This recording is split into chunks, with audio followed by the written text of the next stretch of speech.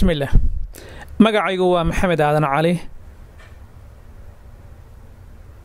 markaan arkay sida xaaladda caafimaadka guud ahaaneed ee dadweynaha caalamka ay tahay maanta cabsida argagaxa iyo hadalhaynta ba'an ee uu sababay cudurkan halista ah ee Ebola virus loo yaqaan ee West Africa ka dilaacay baa waxaan go'aansaday inaan aragtideeda ka geysto anigoo ka duulaya xil gaar ahaaneedna iska saaraya maadaama xirfadaydii horan ay ahayd tropical medicine haddana aan xirfad global health aan ku caanamaalo anigoo jooga meel aad uga fog dhulkaygii hooyo iyo si aan uga digo khatar ii muuqanaysa inay ku fool leedahay dadkayga Soomaaliyeed ee Soomaaliya jooga maanta si dadkayga uga badbaadaan musiibadan ba'an ee cudurrada dilaaca guud ahaan ay u leeyihiin dadka iyo gaar ahaanna cudurkan maanta halista ah ee Ebola marka hore waxaa habboon in aynu caddayno in cudurkan Ebolaha ah uu yahay xaqiiqo dhab ah oo jirta oo runtii big concern or real concern for international communities ka ah gaar ahaanna dadkayga Soomaaliyeed iyana si gaar ah bay u taabanaysaa maadaama ay joogaan waddankayagii ciidamo nabadgelyada ilaalinaya oo ka yimid aagaasi siba waddanka Sierra Leone cudurkan marka Ebolaha ama Ebola viruska uu keeno sida cudurrada badankood ee ay virusyadu dhaliyaan waxa uu qofku ku keenaa si degdeg ah xumad aad u sarreysa daciiftinimo cunaha iyo muruqyada oo xanuunsada taas oo ay weheliyaan matag iyo shubanba waxa inta u dheer in qofka buka uu dhiig ku furmo gudihiisa oo internal bleeding uu sameeyo ama dibadda oogadiisa oo external bleeding uu sameeyo oo taasoo marka ka dhigaysa wax runtii argagax iyo cabsi ku keenaysa dhakhtarka ama qofka marka arinta qofka baxnaaninaya taariikh ahaanna markaad fiirisid 1976 baa viruskan la isolate gareeyay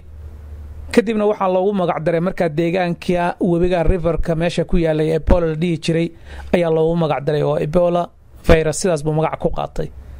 marka dadka deegaanka degan cudurka maadaama iyagu ay dhici karayso waxyaalo ay cunaan iyo siyaabo badan oo cudurka marka uu ku faafi karayo in uu stable transmission iska aha wax iska joogta oo laakiin si aanan dad tira badan mar kaliya taan wada dilayn oo endemic ay iska noqotay oo endemic region bay ahayd oo waa stable transmission marka maanta waxa dhacaya waxay tahay arintii noocaas oo kala ahayd oo Ebolihii lagu yaqiinay some localities oo Central Africa ayaa mar kaliya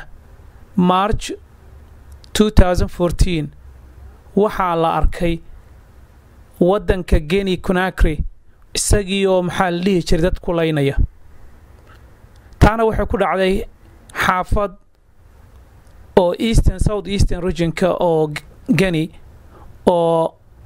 Kwekwedo Macenta Zikori iyo Kisadagui magaalooyin la dhaho ayaa hal mar waxaa la arkay dad xanuunsanaya dadkii waxay yiraahdeen marka war waxaynu aragnay wax la yaab leh cudur mysterious ah oo qandho xumad shuban matag sankra dhiig uu ka keenayo qofka dabadeedna waxay noqotay marka Medecins Sans Frontieres kuwa la yiraahdo hay'adaasi WHO iyo wixii markii la baaray tan waxa la ogaaday waxa inay yihiin Ebola virus marka Ebola virus markii saa la darsibaa waxa la yiri sidee ku dhacday from that part of the world to this area sidee ku dhacay transmission ka iyaaso import gareeyay then journalka New England Journal of Medicine maruu baaray wuxuu ogaaday in gabar yar oo 2 jir ah oo dhimatay December 6 2013 oo ku dhimatay xaafadda ama degmada loo yaqaano Mlewandala oo small village oo South Eastern Guinea ku taala gabadhaas inay sheekadu ka bilaabatay kadibna hadda familkii iyo qaraabadii iyo deriskii iyo xaafadihii kale uu sii gudbay ilaa uu ka gudbay maxaan ku radaa xadka oo uu Sierra Leone iyo galay maxaa la dhihi jiray Liberia oo Liberia hadda uu kuwa yahay maxaan ku radaa wax tira xadaaf u soconayo marka transmissionka ama sida uu gudbo cudurka kan waxyaalo la yaab leh baa ka dhacaya oo dadku badanaa maanta hadda ilaa hadda ay baranayaan oo shaki badan uu ka jiro sida waxyaalaha iyo mode of transmission sida uu yahay marka the ecology of the Ebola virus la darsay waxyaalo badan baa weli aan saa loo aqoon. It's not completely understood. inkastoo chimpanzee-ga iyo monkeys iyo maxaan ku rahaa fiidmeerta la ogyahay inay cudurkan xambaaraan oo reservoir ay u yihiin,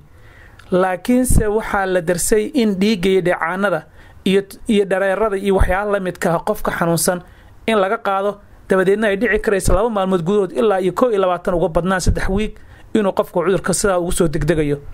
marka arinta aan rabo inaan halkaan dadka tuso waxay tahay this kind of outbreak oo macnaheedu yahay sida dab xaabo ama dab keen galay. mar waxaa jirta keentu maxaa la dhihi jiray hadduu mar geed gubto 2 geed mar gubtaan sanadkan 10 geeds ay gubtaan oo ay sidaa tahay maxaan ku xaalad iska caadi ah, then waxa weeyaan waa xaalad normal ah oo mar kastaaba dhacda dab inuu halkan ka dhaco mar uu maxaan ku radaa keentan gubo. laakiin marka dab uu yimaado oo uu hal mar kaliya maxaa la dhihi jiray uu qayb dhan gubo oo dabkii holco oo xaafadda dhan rabo inuu gubo oo isaa ku socoto waa that is epidemic oo ay tiradu maxaan ku radaa 10 laab ilaa iyo 20 laab ilaa iyo population kaba loo baqo inay meesha ku burburaan ku baaba'aan. marka waxa meesha ka dhacayo marka waa xaalad sidaas oo kale weeyaan. waxa ay ka sii murugtay markii arintan ay noqotay arin international and global health issue. maxaa yeelay dunidii maanta waxay noqotay xaafad yar ama tuulo yar oo qofka maanta jooga Liberia habeenka kale wuxuu u soo hayan karaa New York. qofka jooga sida dhacdayba nin Liberian ah oo Mareykanka yimid, Mareykanka markuu yimidna maxaan ku radaa xaafadiisa Dallas kadibna Mareykanka dhan galgalay. taasaaba tusaale inoogu filan. marka wadankii Mareykanka ahaa oo dunida heerka ka taagnaa oo dunida public health system kooda cid u dhow iyo cid soo gaari karaysa aysan jirin oo caalamka dhan maxaan ku radaa uu ahaa hormoodkii. marka sida loo challenge garayo bal adba marka wadan yar oo miskiin ah oo 25 sano dagaal ku jiray muxuu ka qaban karaa arintan. waa arinta marka aan doonayo waa baqdinta runtii mudan in dadku ay dareemaan oo cid kasto mas'uul ka ah arintan ay u kacdaa. maxaa yeelay arinta tani waxay keentay WHO-gii inay afka furtaan oo yiraahdaan war waxa kan wax laga qaban karaya ma aha. maxaa yeelay ninka u qaabilsan WHO shalay wuxuu lahaa with every day that passes the number of sick people increases. war maalin kasto ama saacad kastaba dadkii way korbe u socdaan. wuxuu leeyahay with either stop Ebola now or we face an entirely unprecedented situation for which we don't have a plan. sida buu leeyahay war haddaan maanta wax laga qaban la isugu tagin war ha ku fiirno wadamada tan war ha la isugu tago caalamkii kii lacag haya kii dhaqaale haya kii dhaqaatir haya meesha tan hal la joojiyo haddii kala saarinta tan waxa ka soo socda meeshan aan waxba laga qaban karayn. marka xaaladdu waa sida noocaasay tahay. iyadoo sida ay tahay marka annagu Soomaali ahaan qaraalaha siiye wasiirkeennii wasaaradda caafimaadka maanta waxa uu sheegay in ciidanka Sierra Leone aanu imaanayn oo horan loogu sheegay Amazon aysan imaanayn. waa that's one step forward.